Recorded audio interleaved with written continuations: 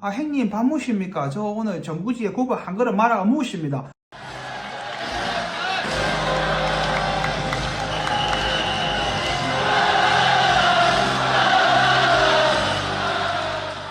안녕하십니까, 난감한 선생님입니다. 이번 영상은 소중한 구독자인지 아닌지는 모르겠지만 소중한 댓글을 남겨주신 김경주님의 댓글에 대해서 한번 선생님들의 생각을 나누어 보는 시간을 가져봤으면 좋겠습니다. 저는 이제 부산에서 태어나고 자라고 부산에서 생활을 해서 부산 사투리 쓰는 건 알고 있었지만 사투리가 뭔지를 사전에서 정의를 찾아보진 않았거든요. 이제 사투리의 정의를 찾아보면 표준어가 아닌 말이라고 그럽니다. 그러면은 표준어가 뭘까? 라는 것도 일반적으로 그냥 서울말, 쟤 서울말 쓴다. 부산에서 그렇게 하거든요.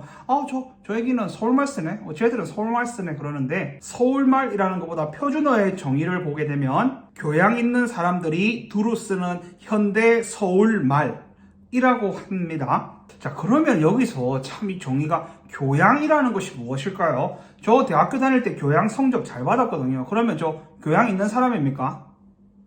그 교양이라는 것에 대해서 사전적 정의를 찾아봐도 참 두루뭉술합니다. 교양이라는 게 뭐냐? 학문, 지식, 사회생활을 바탕으로 이루어지는 품위 또는 문화에 대한 폭넓은 지식이 교양이라고 합니다. 그래서 표준어를 사용하기 위해서는 교양도 있어야 되고 서울 사람들이 쓰는 말이라고 합니다. 자, 그러면은 경기도에 살아요. 그럼 서울 사람 아니잖아요. 경기도에 사는 사람들은 표준어 쓸 수 없어요. 자, 그럼 애매한 게 또 인천 사람들 표준어 안 씁니다. 이 표준어의 정의에 의하면은 서울 사람들, 지금 대한민국 인구의 18%만 서울에 살고 있는데 이렇게 대한민국의 18% 사람 중에서 교양이 있어야만 표준어를 쓸 수 있어요. 참 재미있는 정의고 혹은 상당히 폭력적인 정의라고 생각이 됩니다. 재미있는 것은 저만 재미있는지 모르겠는데 이런 표준어의 정의에 대해서 헌법 소원이 이루어졌습니다. 하지만 헌법재판소에서는 그냥 그대로 표준어 정의를 밀고 나간다라고 했지만 반대 의견도 있기는 했습니다. 반대 의견을 딱 묵살할 수는 없는 건데 아무튼 표준어의 정의 자체가 왜 그렇게 유지를 하려는지 이해는 가지만 표준어 정의에 의하면은 대한민국 18% 서울에 살고 있는 18%의 인구 중 교양이 있어야만 표준어를 쓸 수 있습니다. 그럼 그게 몇 %나 되고 한국어 교육에서 그럼 표준어가 그렇게 중요한 것일까요? 그래서 우리보다 조금 더 이제 모국어 교육 역사가 긴 영어 교육의 입장에서 보면은 대부분 선생님들 한국어 교육 석사 과정 하시면서 원리에 의한 교수인가 TBP, 브라운 교수가 쓴 책들을 많이 쓸 겁니다. TBP, PLLT 같은 것을 많이 쓰는데 거기에서 영어 교육을 할 때 발음 교육을 어떻게 할 거냐. 영어 교육에서 상당히 저명한 브라운 선생님 같은 경우는 intelligibility라고 해서 이해 가능성, 그 발음을 했을 때 학습자들이 혹은 청자들이 이해를 가능하면 된 것이지 이런 스탠다드라이즈랑 잉글리시라는 것이 없다고 그렇게 합니다. 그래서 영어 교육의 측면에서는 학습자들이 혹은 청자들이 이해 가능한 정도의 언어면은 됐다. 그 다음에 케임브리지 같은 경우도 영어 교육에 상당히 권위 있는 기관이잖아요. 그럼 케임브리지에서 기사를 내는데 그런 스탠다드 잉글리시라는 건 없다라고 이야기를 합니다. 물론 영어랑 한국어가 다르기도 하지만 제가 영어를 가져왔던 이유는 영어 교육이 한국어 교육보다 역사가 길고 대부분 한국어 교육 하시는 분들 책 공부할 때 교수법 교육법 가져오거든요. TBP 원리에 의한 교수라는 책 같은 경우는 대부분 한국어 교육 석사 하시는 선생님들이 한국 번역본으로 보든 영어 원본으로 보든 보셨을 거고 거기에서는 발음의 기준점을 intelligibility 이해 가능성으로 두었지 스탠다드 랭귀지 표준 영어라는 게 존재하지도 않고 표준어라는 것을 이야기하지도 않고 있습니다. 자, 영어는 영어고 한국어 같은 경우는 그죠? 저도 저의 학습자들이 표준어를 잘 구사했으면 좋겠다는 소망은 가지고 있습니다. 하지만 그게 과연 가능할지는 모르겠습니다. 지금 저도 나름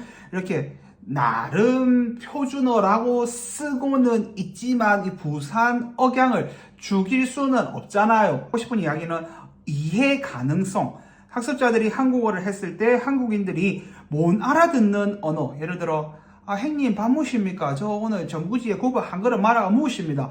이런 식으로 만약에 외국인들이 한국어로 쓴다면은 못 알아들을 수도 있을 것 같습니다. 하지만 한국어 교재에 이런 사투리가 들어갈 영역이 단 하나도 없습니다.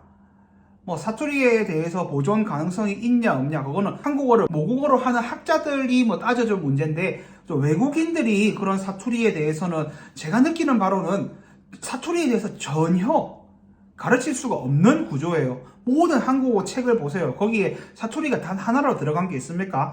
이런 것들 제가 보기엔 너무 서울 중심적으로 가르쳐지는 거긴 하지만 뭐 어쩌겠습니까? 통용되기 위해서는 그나마 표준어를 많이 쓰는지는 저 잘 모르겠습니다. 하지만 뭐 경기도까지 넣은다 치면은 인구 분포가 표준어를 많이 쓰니까 저도 학습자들이 표준어를 배웠으면 좋겠습니다. 하지만 반드시 학습자들이 서울말, 교양 있는 사람들이 두루 쓰는 서울말을 배워야 하냐 라고 생각하면은 조금 부정적일 때도 있습니다. 예를 들어서 사회통합 프로그램 같은 경우는 한국의 이주 노동자, 이민자들을 위해서 한국어를 가르치는 건데, 예를 들어 부산에 이주 노동자로 온 학습자가 과연 쓰지도 않은 서울말을 과연 배우고 싶을까요?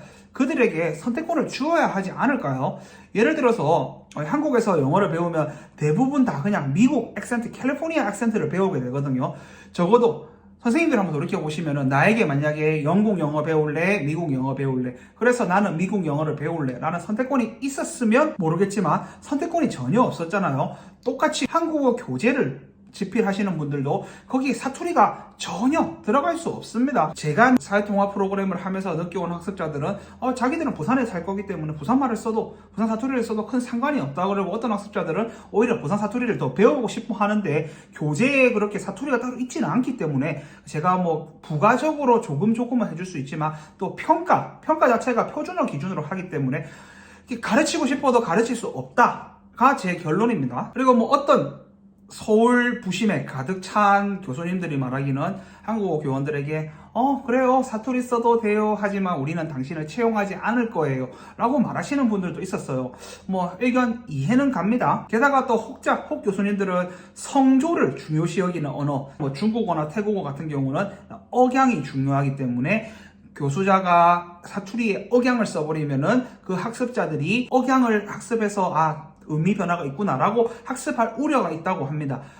그럴 가능성은 있을 것 같아요. 그럼 한국어 교육이 그죠? 뭐 중국어, 태국어는 성조가 있으니까, 하지만 한국어는 성조가 없잖아요. 그럼 우리가 뭐 그들을 위해서 다 맞춰줘야 됩니까? 그럼 한국어는 한국어고, 한국어를 배우면 한국어에 막 성조가 없으니까 배워야 되는 개념이지, 그렇게 그런 학습자들끼리 일일이 다 해서 우리가 과연 반응을 해줘야 할까요? 그러니까 저의 결론은 사투리가 심하면 안 되는데, 그래서 아까 제가 말한 이해 가능성, 예를 들어서 경상도 사람들이 이렇게 쌀 발음이 안 된다 그러잖아요. 쌀.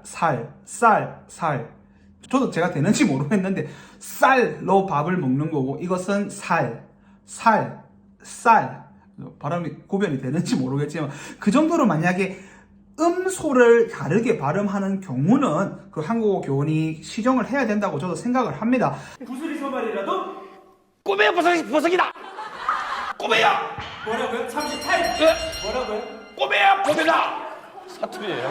이거 꼬매야 사투리예요. 무슨 사투리예요? 꼬매야 사투리라도. 제가 봤을 때 제 주변에 참 많은 부산 선생님들이 계신데 그분들이 쌀을 살이라 발음하고 엄마를 음마라고 발음하고 엄마야 엄마 이러시는 분들 없거든요. 만약에 그 정도로 심하게 음소를 바꿔버린다면은 그 교원은 좀 바꾸어야 될 필요가 있지만, 그렇지 않고 경상도 억양이 있다고 해서 한국어 교원으로서 자질이 부족하냐 라고 생각하지는 않습니다. 또 다르게 보면은 언어라는 것에서 개별 음소도 매우 중요합니다. 하지만 그 음소라는 건 못지않게 컨텍스트, 그 상황 문맥이라는 게 중요하잖아요. 그래서 뭐 선생님 저 어제 쌀을 먹었어요 라고 들어도 쌀을 먹었다라고 이해를 하겠지만, 제 주변에는 한국어 교원 중에서 쌀을 살이라고 가르치는 선생님 아무도 없습니다. 특히나 이런 것들을 보면은 옛날에 반기문 총장의 영어 발음에 대해서 구리다, 한국인들은 반기문 총장 영어 발음 구리다 그러는데,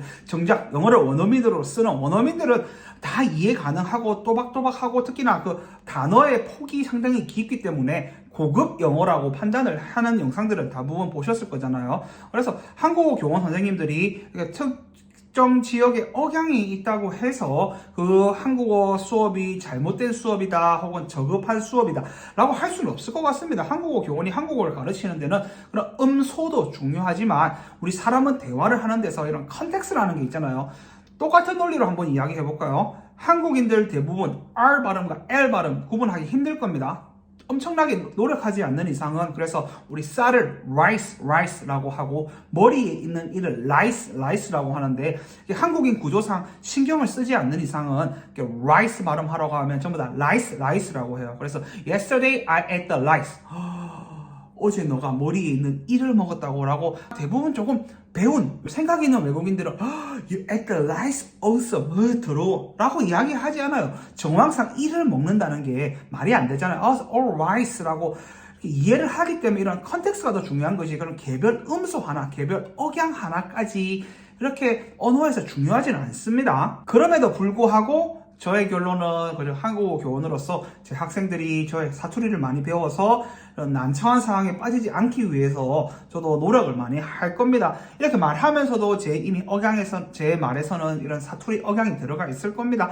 그래서 가능한 한 뭐 듣기 테이프도 이런 표준어 듣기가 많이 되어 있어서 많이 하고 이렇게 금기시 해야 될 생각하지는 않습니다.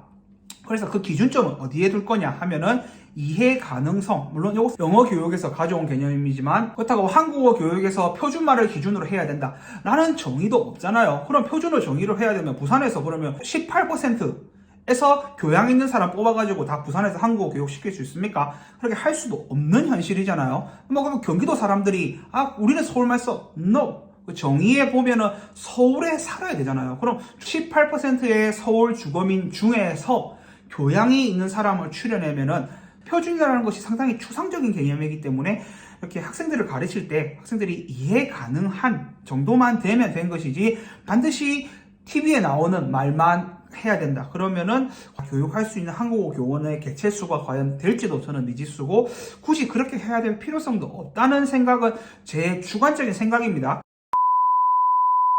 그럼에도 불구하고 저도 열심히 이제 다음 학기 칠 때 많이 듣고 여러분 밥 먹었어요?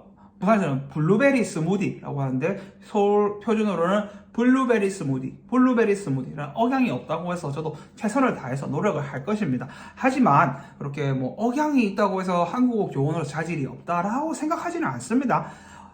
억양 못지않게 더 쉽게 실생활 연계해서 가르쳐 줄 수 있는 한국의 교원의 요소가 상당히 많이 있습니다. 그런 것들도 또 복합적으로 보아야지 억양 하나만 보면은 저는 딱 그런 느낌이에요. 반기문 총장이 쓰는 영어 보고 구려.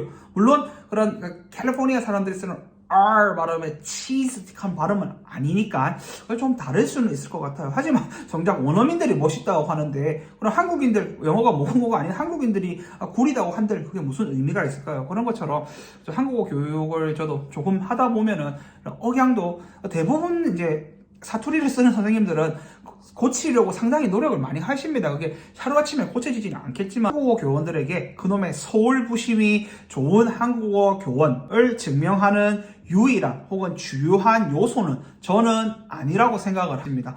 이 영상을 보시는 선생님들은 어떻게 생각하십니까? 선생님들의 의견을 기다려 보도록 하겠습니다. 감사합니다.